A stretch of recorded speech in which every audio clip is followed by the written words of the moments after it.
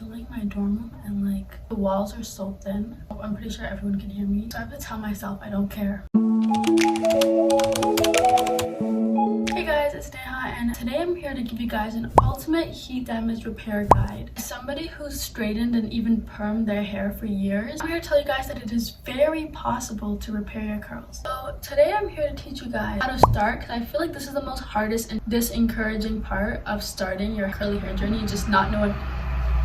I feel like that's just the hardest part and most disencouraging, just not knowing how to start, so you never do. How to build your routine and find products that work for you. And I'll also recommend brands and products that I love. And then telling you guys what I wish I knew or mistakes I made when starting my curly hair journey. But first, I feel like I should tell you guys my own hair journey. I will insert pictures. Don't laugh too hard. In about the beginning of 7th grade, I started straightening my hair every single day with no heat protectant, and like in the highest setting too. It was bad. For reference, I'm in first year uni, so that was about 6 years ago. And then in the end of grade 7, my hair was completely fried off, so I decided to get a big chop done. This was the beginning of grade 8. So while I got that big chop done, the main goal for that was to get my curls back. I did everything but that. I still continuously straightened my hair. I actually got a hair straightening perm done at this time, just so I can maintain my hair. So in that way, my hair grew back so bad. I remember using so much gel and pomade to try to slick it back, make it look good, extensions on. But my curls did not come back. The initial point of it failed. Then I continuously straightened my hair all throughout high school until the pandemic hit. And then in that pandemic, I completely just stopped using heat because I had no need to, because one of the main reasons I used heat was because of school and I didn't know how to maintain my hair. So it was really easy to just wake up and just...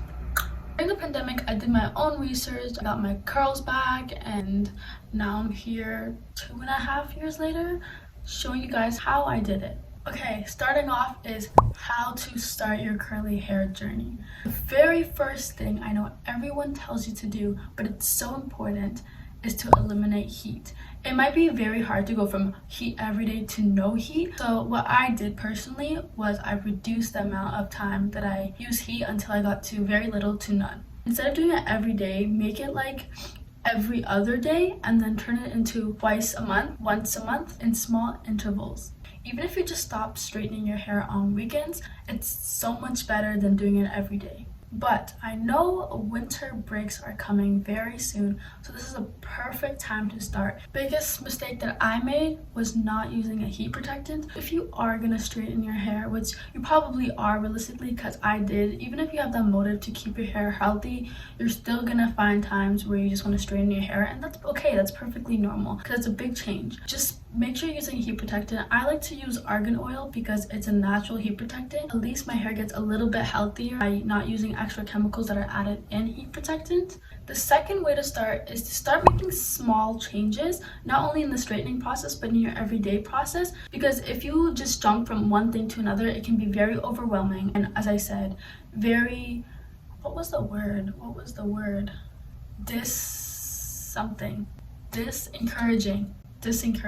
So like the very first thing you can do is just find a better shampoo or conditioner, which I'm going to be talking about ingredients that you should avoid later on. Maybe buy a hair mask or do an at-home hair mask twice a week, once a month. And overall, just pay more attention to ingredients that you're putting into your hair, whether it is researching and reading labels. You don't necessarily have to buy the products, just pay more attention and try to avoid, like I said, heat protectant. Try to avoid anything with additional chemicals. I'm really hoping my roommate doesn't come in.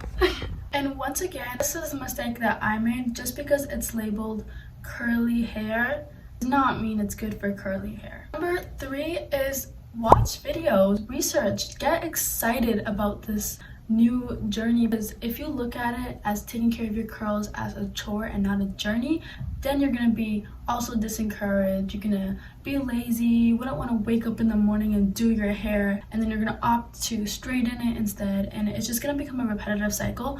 So in order to do something, you have to be excited about it. For me, the second I became disencouraged or not excited or just lazy, the straightener was picked up. The fourth additional step is nothing that anybody wants to hear, but you have to set aside some money. This would be a hard $50. You don't have to buy expensive products at all, but you do need a routine to initially start. And in the next step, I'm going to show you guys exactly how to build that routine. Okay, so now I'm going to teach you guys how to build a routine. First, when buying products, you should avoid sulfates, parabens, silicones, and other drying alcohols. The list can be long and overwhelming, but even if you just eliminate 1 or 2 products, your hair would be significantly healthier. So your very first thing in your list should be shampoo and conditioner. I personally recommend Marc Anthony. I've been using it for years, like you already know. A general rule of thumb is just anything that includes natural oil should be really good for curly hair. But then again, you have to be very careful you choose the right ingredient shampoo and conditioner. There's a lot of multi-billion-dollar companies that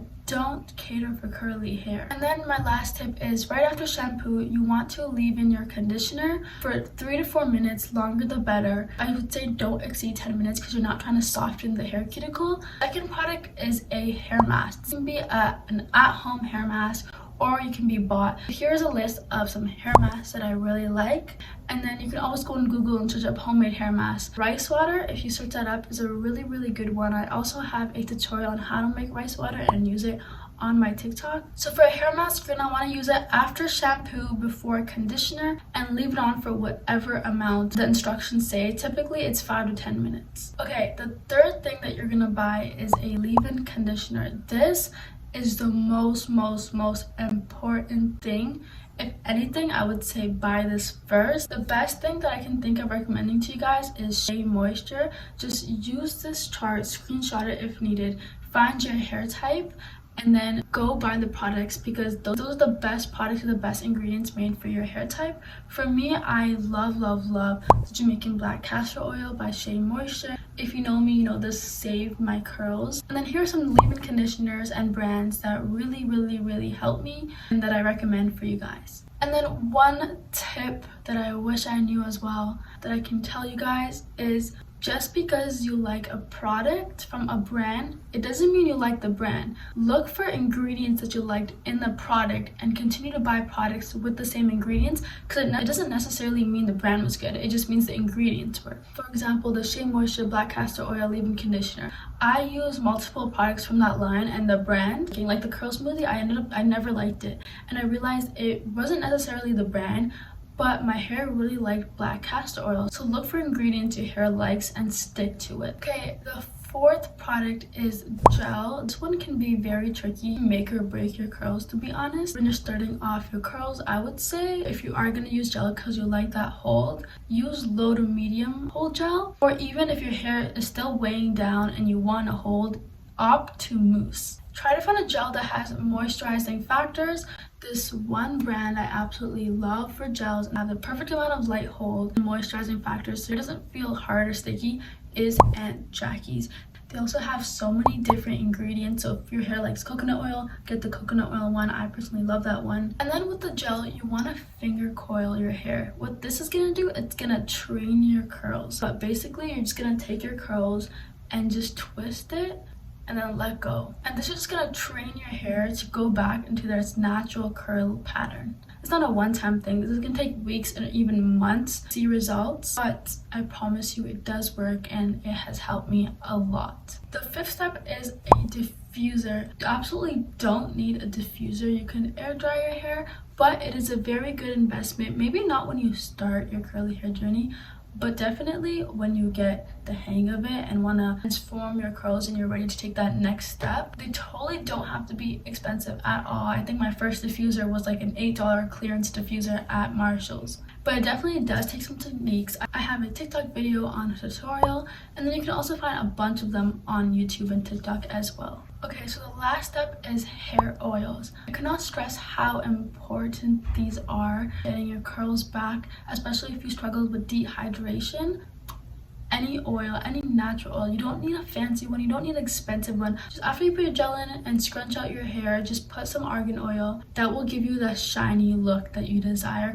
And obviously my day-to-day routine is very different, or not very different, but has differences from my heat damage routine. But that's because as your hair gets healthier, you can allow your hair to use more harsh products, hairspray, and then adding curl creams or frizz creams. But when you start, you want to minimize your hair products very minimum, so your hair doesn't get weighed down or overwhelmed. Okay, so now these are the things that I wish I knew when I started my curly hair journey, or mistakes that I made. Number one, washing my hair like every day and doing the routine every day, just because that's how my hair looked better. Do not do this. This dries out your hair. By washing your hair every day and applying products, that softens out your cuticles, making your hair fall out more. And I've made that mistake when I first started, so please don't overwork your hair. That just overall damages your hair, and that's exactly what you're trying to avoid, more damage to your hair. Number two, buying expensive products. Don't depend on them. Your hair doesn't need them, because as soon as you try expensive product and you like it, you're gonna start depending on them, and your bank account just, like, if they did do like amazing work, I would love them. But I've personally seen way better results than using inexpensive products than expensive products, because just the expensive products make you feel like you're doing something. Because from my personal experience, expensive does not always mean better. The third and the last mistake I made, not cutting my hair. I wanted length, I wanted long beautiful curls, but you can't get long beautiful curls if you have dead strands weighing down your hair. Don't need a curly cut. I've never gotten a curly cut. I feel like I just never felt the need to spend that much money on a haircut. Small trims every 2 to 4 months should do the job. And don't be afraid to show your hairdresser photos of what you want. You don't actually have to name the haircut. You don't have to give her like a whole description, or him. You can literally show your hair cutter a picture of what you want and they'll give it to you. I really hope that these tips help, because this is what personally helped me. I'm glad I can finally share it with everyone else, because I know it can be very difficult. The results are so worth the time, patience, energy. There's nothing more beautiful than your natural hair pattern. And remember, if you want it bad enough, you can achieve it. I want to start being more consistent here, so let me know what videos I should do next, and I'll see you guys in my next video. Bye.